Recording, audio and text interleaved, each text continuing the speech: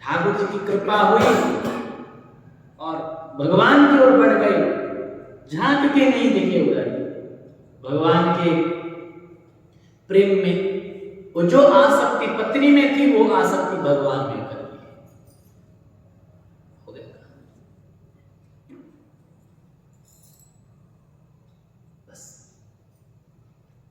अपने को भी वही करना है, दिन रात प्रतीक्षा करना है। अखियां हरि दर्शन की प्यासी, अखियां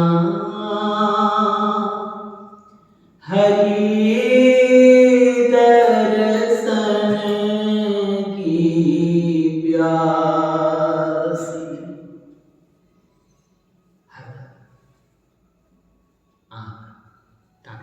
इधर है क्या, उधर है क्या, यहाँ दिखेंगे क्या, वहां दिखेंगे क्या, कैसे दिखेंगे, कहाँ दिखेंगे, ठाकुर जी ने क्या।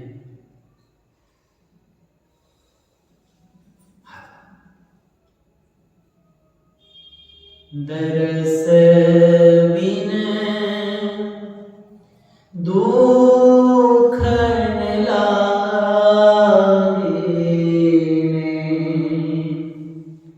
दरस बिन दुख न लागे, दे दरस बिन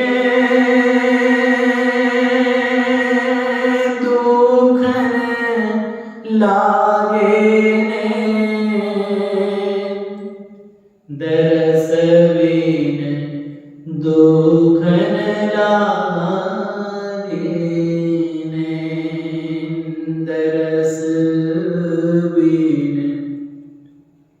दरस बिन दुख न लागे।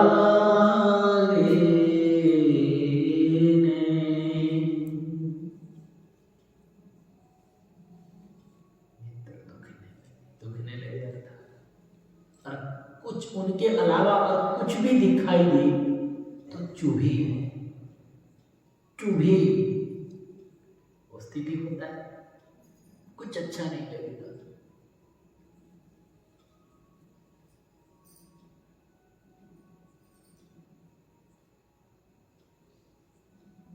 रसना कटूं ये जो अनरट, रसना कटूं जो अनरट, निरखी अनफुटोने,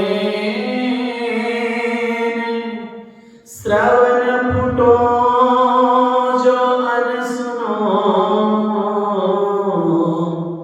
विन राधा जस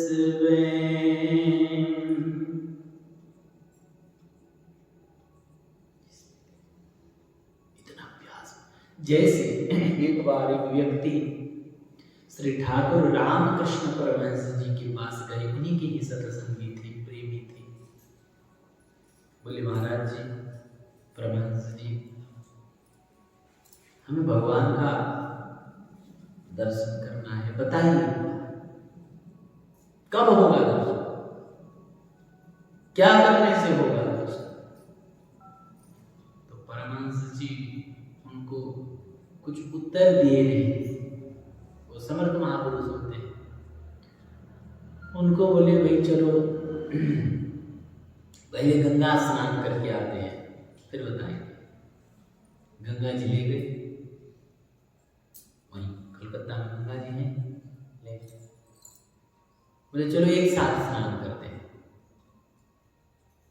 दोनों पास में स्नान करने लगे, तब हठात पकड़ ली परमहंस जी और उनको पानी में डुबा दिया, पूरा ताकत लगा के नीचे दबा दी। तब सोचते महाराज जी कर रहे हैं तो दबा रहे हैं, परमहंस परमहंस जी कर रहे तो कोई बात नहीं, लेकिन कितने देर अंदर रह सके उनको। अच्छा महाराज जी अपने विनोद के लिए करते हो, कुछ भी करते हो, अरे उनके प्रति समर्पण भाव कैसे भी करते हो, थोड़े कुछ नहीं, लेकिन देखे कि दबा ही रहे हैं। बोले रे भाई हमको मार डालेंगे क्या, ये क्या कर रहे हैं परमहंस जी। वो अपना पूरा हाथ लगाए, जब इधर से बहुत जोर से, समर्थ महापुरुष है, दबा के रखे, एकदम विकल हो गया, अब तो प्राण नहीं बचेंगे, बिल्कुल बेचैन हो गया, पूरा शक्ति लगा। महात्मा भी समझ रहे थे ना, वो समर्थ महापुरुष थे, जानते कि क्या हाल चल रहा है अंदर। और ज्यों ही उसको ऐसा लगा कि अब 2 सेकंड में ही प्राण निकल जाएगा, किस स्थिति आई, तब महात्मा छोड़ दिए बेचारा, भाग के दूर खड़ा रहा। बोले परमहंस जी मैं ये आपके पास आया था कि आप मुझे भगवान का दर्शन करा दे, या उपाय बता दे, आप मुझे मार डालना चाहते? नहीं, मार डालना चाहता तो मार डालता, मैं मारना नहीं चाहता था, मैं तो तुम्हारा प्रश्न का उत्तर देना चाहता था। और ये ऐसे प्रश्न का उत्तर? बोले हाँ, पहले बताओ तो जब मैं तुमको पानी के अंदर दबा के रखा था तो तुम्हें अपनी पत्नी, अपने पिता, अपनी माता, अपने भाई, अपने बंधु, अपने तिजोरी में रखा हुआ धन कुछ याद आ रहा था? बोले नहीं महाराज, हमें क्या याद आएगा, आप दबा के रखे थे। बोले क्या याद आ रहा, क्या लग रहा था? बोले एक बात लग रहा था कि कैसे मैं श्वास लूं, मुझे श्वास के अलावा उस समय कुछ नहीं चाहिए था, रसगुल्ला, गुलाब जामुन, मालपुआ, धन, वैभव, मान सम्मान, मुझे कुछ नहीं चाहिए था, बस चाहिए था मुझे केवल श्वास लेने के लिए हवा। बस मैं ये चाहता था कि थोड़े से अवसर मिले, मैं श्वास लूं और श्वास लेके चैन मिले। बस प्रभु का दर्शन तब उनके अलावा कुछ अच्छा नहीं। जब उनके अलावा और कुछ तुम्हें नहीं चाहिए, केवल वही चाहिए, और उनके अलावा तुम्हें कुछ भी नहीं चाहिए, वही वृंदावन में महात्मा रहते थे, श्री गिरिराज जी की परिक्रमा में। बस दिन रात वही परिक्रमा लगाते रहते, जहां भोग लग गया तो कुछ मिल गया, दूध मट्ठा छाछ आदि कुछ भोजन नहीं मिल गया तो ले लेते थे, नहीं तो चलते रहते थे। जहां थक जाते थे वहीं विश्राम कर लेते थे, फिर विश्राम करके उठते तो वहीं से फिर आगे परिक्रमा में ही 12 साल से अधिक रहे। उनको अनेक बार भगवान के साक्षात्कार हुआ, अनेक बार, एक बार नहीं, अनेक बार साक्षात्कार हुआ। तो कोई प्रेमी उनका निजी जन उनसे पूछा, महाराज जी बताइए कैसे भगवान का साक्षात्कार होता है, कैसे भगवान का साक्षात्कार होता है, कैसे भगवान का दर्शन होता है? तो वैसे तो महात्मा लोग अपने दर्शन की बात, अनुभव की बात बताते हैं नहीं, लेकिन कोई निजी प्रेमी जन, सेवा करने वाला निजी जन, जिसके ऊपर वो द्रवीभूत हो जाए तो कभी कभी बता भी देते हैं। तो तुतला बोलते थे महाराज जी, मैंने ऐसा सुना कि वो तुतला बोलते थे। तो उन्होंने कहा कि देखो मैं कीर्तन करते करते जब तन्मयता को प्राप्त हो जाता, कीर्तन करते करते अब मुझे ये होश नहीं रहता कि मैं कहाँ हूँ, मेरे सामने कौन है, मैं कौन हूँ, इतने तन्मय हो जाता हूँ कीर्तन करते करते, नाम करते करते, कि मुझे और कुछ याद नहीं रहता है। तब मुझे वो ही दिखाई देता, उनके अलावा कुछ नहीं दिखाई देता, क्योंकि कुछ है ही नहीं। उनके अलावा इस संसार में कुछ है ही नहीं देखने के लिए जो दिखाई दे।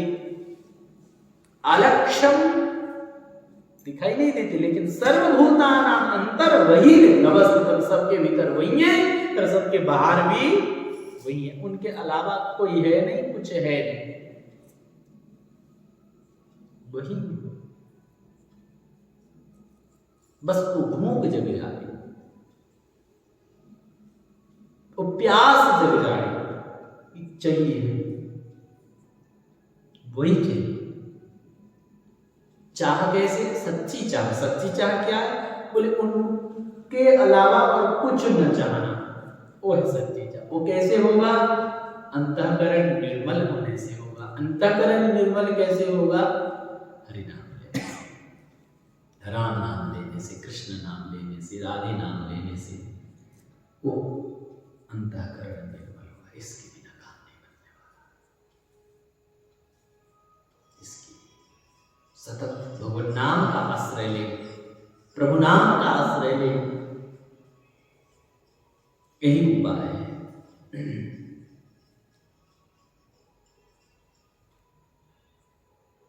विषयाभिमुखी गति को पलटकर ईश्वराभिमुखी करने की आवश्यकता है। हमारी जो चित्त वृत्ति है, अंतःकरण है, विषय की ओर भाग रहा है, इसे समेटकर, समझाकर, बुझाकर, मनाकर इसको हम भगवान की तरफ मोड़ दें, इसकी जरूरत है।